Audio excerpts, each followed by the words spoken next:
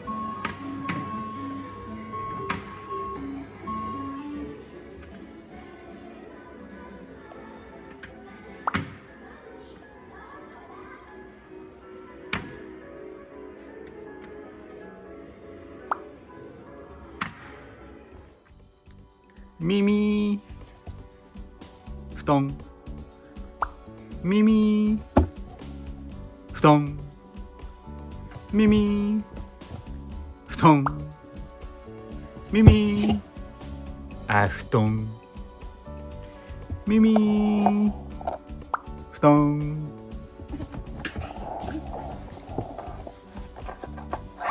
タンス座ってください。はい、ありがとうございます。どうも。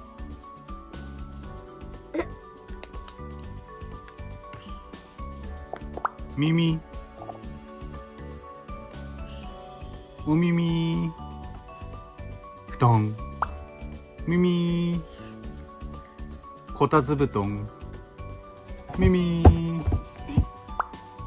敷きパッド耳縁側耳網戸あらららららら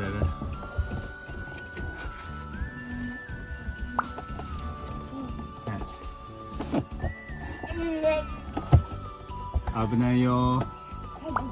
はい、危ないよ。はい、危ないよ。はい、お兄さん危ないよ。